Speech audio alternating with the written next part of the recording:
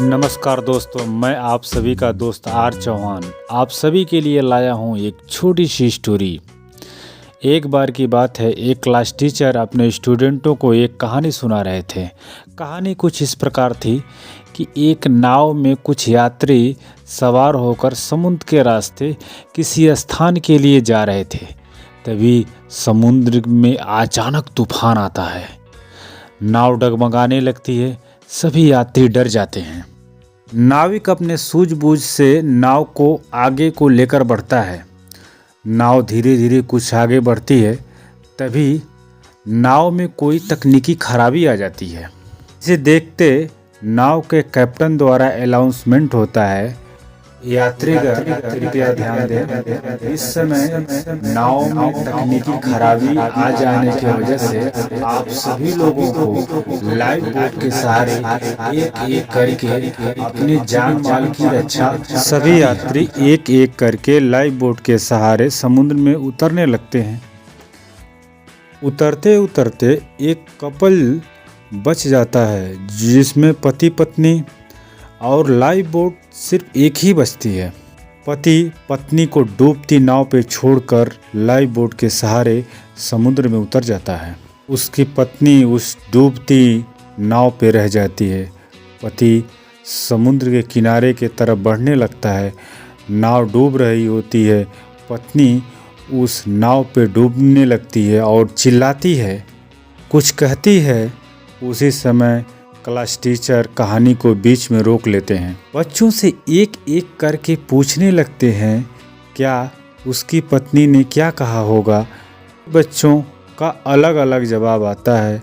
कोई बच्चा कहता है पत्नी ने कहा होगा आई हेट यू। किसी ने कहा पत्नी ने कहा होगा तुम बड़े निर्दयी हो। सबके अलग अलग जवाब आते हैं। क्लास में एक खामोश बच्चा धीरे से जवाब देता है, उसने कहा होगा हमारे बच्चे की परवरिश करना।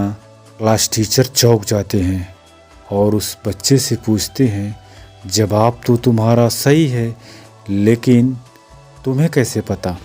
माँ बीमार थी, आखिरी वक्त में ऐसे ही पिताजी को बोली थी। क्लास में सभी बच्चों की आंखें नम हो जाती है। फिर क्लास टीचर आगे की कहानी शुरू करते हैं। उस डूबती नाव पर वो जो औरत होती है वो डूब जाती है। पति लाइफ बोट के सहारे धीरे धीरे समुद्र के किनारे आता है और थके हारे भारी मन से घर के तरफ जाता है। धीरे धीरे जब वो घर पहुंचता है, घर पे उसकी बेटी होती है और उस बेटी का पालन पोषण करता है, पढ़ाता लिखाता है। लड़की धीरे धीरे बड़ी होती है। बड़ी हो जाने पर अपनी बेटी की शादी कर देता है व्यक्ति। बेटी अपने ससुराल चली जाती है। धीरे धीरे समय बीतता है, पिता बूढ़ा हो जाता है। एक दिन ऐसा भी समय आता है, पिता इस दुनिया को छोड़कर चला जाता है। बेटी एक बार मायके आई हुई थी। उसी समय घर की साफ सफाई कर रही थी। साफ सफाई करते समय उसने देखा अलमीरा में एक डायरी पड़ी हुई थी। डायरी को पढ़ने लगी। पढ़ते पढ़ते डायरी के आखिरी पेज पे जो लिखा था को झकझोर के रख दिया।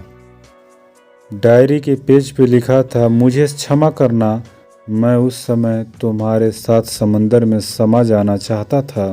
चाह कर भी मैं ऐसा नहीं कर सका। मुझे कठोर निर्णय लेना पड़ा। अरे संतान को पालना पोसना आवश्यक था।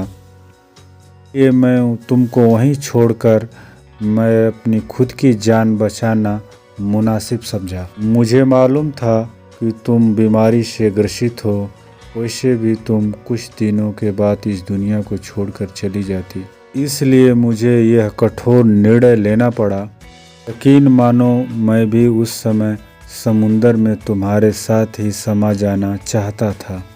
तुम्हारे बिना मेरे जीवन का कोई अर्थ नहीं है। बच्ची ये डायरी पढ़ रही थी तो रोती चली जा रही थी, क्योंकि बच्ची के भी मन में ये चल रहा था कि पिता आखिर क्यों माँ को समुद्र में डूबते हुए छोड़कर चले आए थे।